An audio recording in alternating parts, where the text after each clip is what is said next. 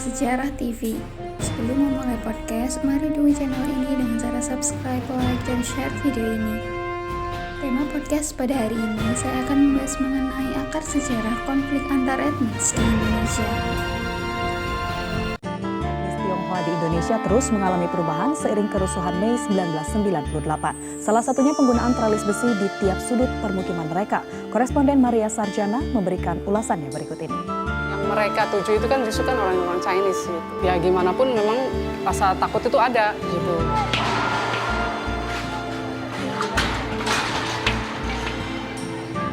Etnis minoritas Tionghoa selama ini masih menerima diskriminasi. Mereka dianggap terlalu mendominasi perekonomian Indonesia dan menindas pribumi. Padahal etnis Tionghoa juga telah tinggal di Nusantara sejak zaman VOC berdiri.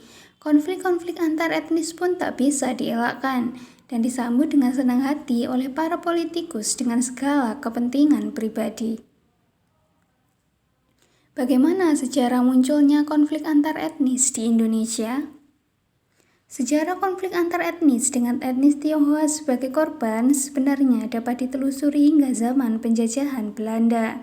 Pada tahun 1740, pemerintah kolonial Belanda menangkapi etnis Tionghoa. Jumlah korban diperkirakan mencapai 10.000 orang. Lalu pada tahun 1912 dan 1918 terjadi kerusuhan etnis di Solo dan Kudus. Tragedi berikutnya terhadap komunitas Tionghoa terjadi pada tahun 1965. Cina yang saat itu merupakan kekuatan komunis diyakini berperan dalam gerakan 30 September 1965. Banyak orang Tionghoa yang menjadi korban saat itu karena dianggap sebagai anggota Partai Komunis dan mata-mata Tiongkok. Kebencian tidak berhenti sampai di situ. Orang Tionghoa dianggap menggelapkan dan memeras kekayaan penduduk setempat. Konflik-konflik antar etnis pada masa Orde Baru dipicu oleh politik pecah belah Soeharto. Dalam hal ini, Soeharto memaksakan asimilasi komunitas Tionghoa, namun mengidentifikasi mereka sebagai non-pribumi. Puncak konflik etnis pada Orde Baru terjadi pada kerusuhan tahun 1998, ketika orang Tionghoa menjadi korban kekerasan, penjarahan, dan diskriminasi HAM berat.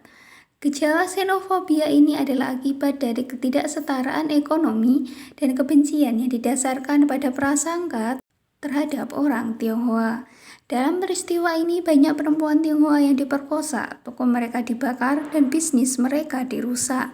Kasusnya tetap tidak diusut tuntas dan pelakunya belum diselidiki. Mengapa sebagian masyarakat Indonesia sangat anti Cina bahkan sampai saat ini?